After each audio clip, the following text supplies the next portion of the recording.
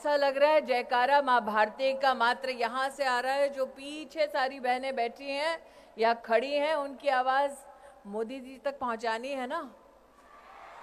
पहुंचानी है कि नहीं पहुंचानी?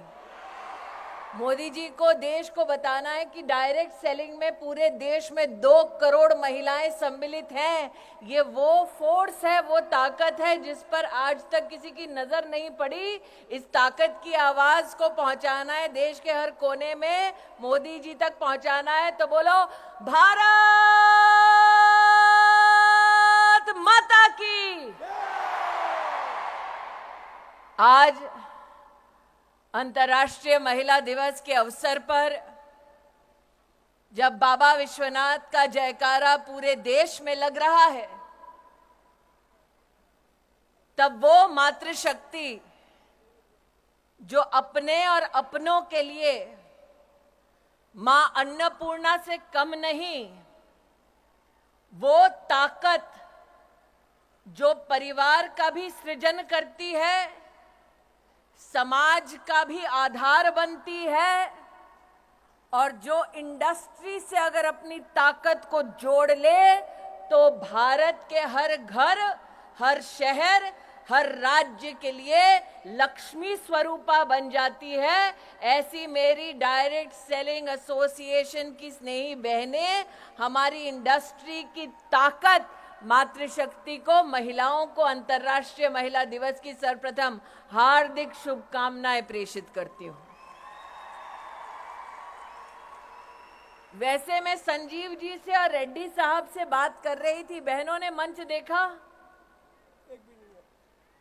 4 पुरुषों के बीच में 1 महिला।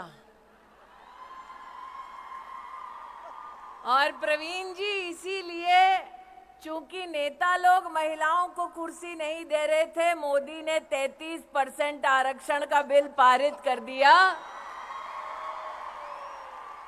तो मेरा आग्रह है संजीव जी, रेड्डी साहब, कि अगले साल जब आप ये कार्यक्रम करें तो जितने पुरुष बैठे हैं उतने ही महिलाओं को मंच पर जगह दी जाए। आप आज मुझे वादा करें कि मोदी ने संसद में 33% आरक्षण किया है, आप एसोसिएशन में 33% और फेडरेशन में 33% आरक्षण पारित करिए। आप दोनों के पास माइक है, ऐसे नमस्ते मत करिए साहब, माइक पे वादा दीजिए बहनों को। आपसे हम वादा करते हैं कि हमारी एसोसिएशन में 40% महिलाओं का योगदान रहेगा।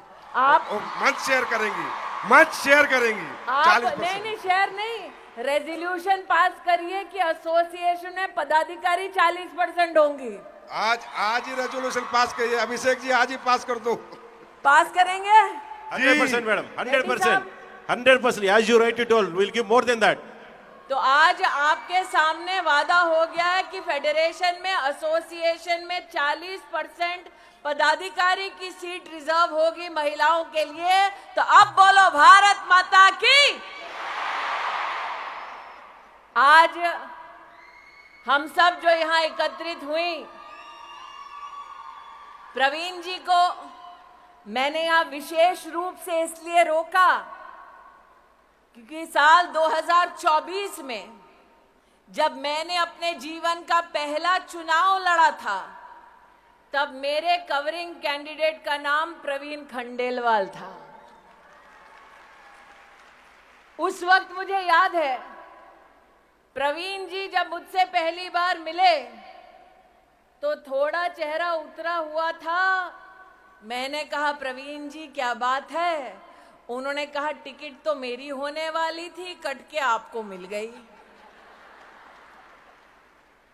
लेकिन साथ ही मुझे संबोधित करते हुए कहा कि आपको मैंने बहन माना है, इसलिए भाइयों की फितरत ये होती है कि अगर बहन को कुछ मिल जाए तो भाइयों को ऐतराज नहीं होता। मैंने 20 साल पहले प्रवीण खंडेलवाल से कहा कि बहनों की भी फितरत होती है कि भाई अगर कुछ दे आशीर्वाद में तो हम दुगना वापस करते हैं। और आज चांदनी चौक उसी सीट के कैंडिडेट के रूप में आपके सामने प्रवीण खंडेलवाल उपस्थित है। मैं ये नहीं कहूंगी हिसाब बराबर, लेकिन ये जरूर कहूंगी कि जब समाज में महिला हो या पुरुष संस्कार की भावना से समुदाय की ताकत को समझते हुए राष्ट्र के उत्थान के लिए जब हम सब इकट्ठा होते हैं, तब वो कर गुजरते हैं जो वर्षों वर्षों तक लोगों को असंभव लगता है। यह मंच आज सजा ताकि अंतर्राष्ट्रीय महिला दिवस हम सब मना पाएं। ये मंच आज सजा इसलिए ताकि हम आपकी फेडरेशन और एसोसिएशन के माध्यम से मातृशक्ति को नमन कर पाएं। लेकिन आज ये मंच उस शक्ति को एसोसिएशन में पदाधिकारी का भी दर्जा देने का एक मुश्त निर्णय लेती है। ये औरत की ताकत है। लेकिन मंच से तो एक वादा मैंने ले लिया, अब एक वादा बहनों से लेना है। प्रवीण जी, आप तो संतोष कर रहे हैं कि हम लखपति दीदी ही ठीक हैं, सही है ना? कितनी लखपति दीदी बैठी हैं यहां पे बताओ।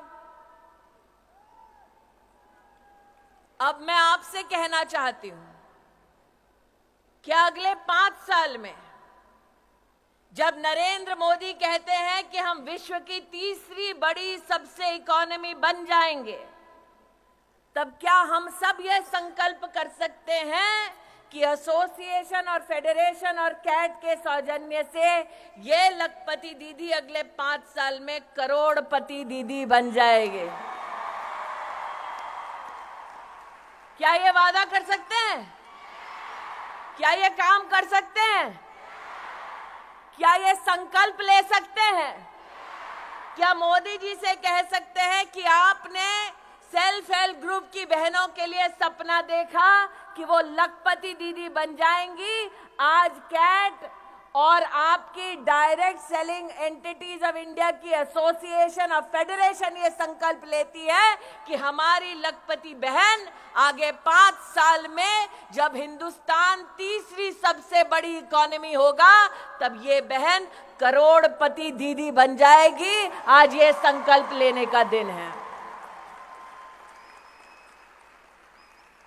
अगर आपको करोड़पति दीदी बनने का संकल्प मंजूर है तो छोटी छोटी मैं मोबाइल पे लाइटें देख रही हूं, इसका मतलब 1, 2, 3, 4 करोड़पति दीदी होंगे। अगर सबको मंजूर है तो अपने मोबाइल पर लाइट जलाकर फेडरेशन और एसोसिएशन को दिखा दो कि मेहनत करने के लिए बहनें तैयार हैं। अब फेडरेशन, कैट को, एसोसिएशन को आगे बढ़कर इस लखपति बहन को करोड़पति दीदी बनाना है। बनना है, बनना है, बनना है। तो ये आज 2 यहां पर संकल्प हुए। एक, एसोसिएशन और फेडरेशन में महिलाओं के लिए 40% की सीटें आरक्षित।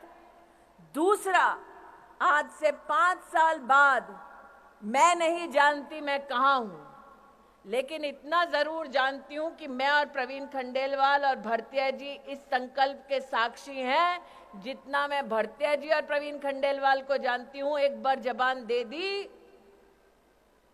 तो फिर अपने आप से भी नहीं मुकरते। तो 5 साल बाद जगह यही, संकल्प वही, और लौटे हम करोड़पति दीदी और 40% महिला पदाधिकारी इस मंच पर इस संकल्प के साथ लौटे। पक्का? पक्का? पक्का? तो इसका प्लान क्या होगा, कार्य पद्धति क्या होगी? मेरा ये आपसे अनुरोध है रेड्डी साहब और संजीव जी कि आप इसका फ्यूचर पाथवे बनाइए। प्रवीण जी तो चुनाव में व्यस्त होंगे, लेकिन चुनाव के बाद हम सब उपलब्ध होंगे कि आप जो राह दिखाना चाहते हैं, जिस पर लखपति दीदी चल के करोड़पति दीदी बन जाए, उस राह को उस मंजिल तक पहुंचने के लिए हम सब अपना योगदान देंगे। ऐसी आवाज बनकर उभरेंगे कि लखपति दीदी से करोड़पति दीदी के लक्ष्य तक जब पहुंचेंगे तो हमारे देश के यशस्वी प्रधान सेवक से कहेंगे कि आप आकर अपना आशीर्वाद दीजिए। हमने संकल्प लिया और हम उस संकल्प पे खरे उतरे। आज इस विशाल मातृशक्ति के समूह को मात्र 4 बातें और कहती हूं। हमारे राष्ट्र के इतिहास में पहली बार 11 करोड़ गरीब बहनों के लिए शौचालय बना। ये शायद उनको समझ न आए जिन्होंने जीवन में कभी भी आर्थिक चुनौती नहीं देखी कि एक गरीब अंचल में एक औरत को सूर्यास्त का अंधेरे का इंतजार करना पड़ता ताकि वो खुले में शौच कर सके। ये पीड़ा कोई पुरुष नहीं समझ पाएगा। 11 करोड़ टॉयलेट बने 10 साल में। 30 करोड़ मुद्रा लोन दिए गए महिलाओं को 10 साल में। नई शिक्षा नीति में बेटियों के लिए विशेष व्यवस्था की गई। 70 साल में पहली बार पीएचडी करने वाली महिलाओं की संख्या 99% बढ़ी। पहली बार देश की थल, जल और वायु सेना में महिला को परमानेंट कमीशन मिला ताकि देश की सरहद पर मां भारती की रक्षा करने के लिए महिलाएं भी तैनात हो। पहली बार हमारी बेटियों को सैनिक स्कूल में भर्ती होने का मौका मिला। पहली बार इसरो जब चांद पर गया तो महिला टीम थी, मार्स पर गया तो महिला टीम थी, जब सूर्य का भी रिसर्च करना था तो महिला शक्ति ने इसरो में भी अपना जौहर दिखाया। पहली बार 9 करोड़ महिलाओं को 8 लाख करोड़ रुपया मोदी सरकार ने सेल्फ हेल्प ग्रुप में दिलाया। ये सब पहली बार हुआ है। ये इतिहास मोदी ने रच दिया। अब इतिहास आपके रचने की बारी है। संजीव जी, आपने कहा वीडियो दिखाओ मोदी जी को। संजीव जी आप और रेड्डी साहब नीचे आओ भरतिया जी के साथ। इन्होंने कहा मोदी जी को वीडियो दिखाना है। कहा है ना,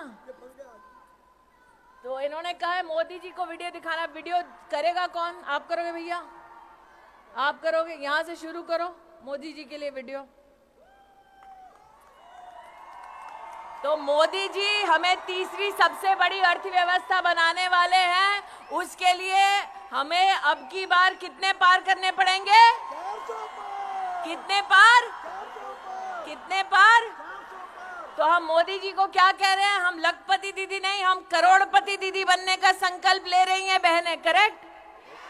तो फिर मोदी जी को मैसेज तो सिर्फ मोदी का नाम लेके ही दे पाएंगे, वरना पता कैसे चलेगा मैसेज प्रवीण खंडेलवाल के लिए कि मोदी जी के लिए है।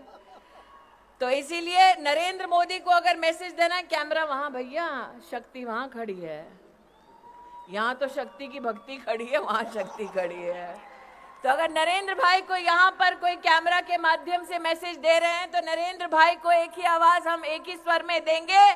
बोलेंगे धारा 370 हटाने के लिए आभार, बोलेंगे 33% आरक्षण देश की संसद में पारित करने के लिए आभार, और 500 साल बाद राम लल्ला अपने भव्य मंदिर में विराजमान है उसके लिए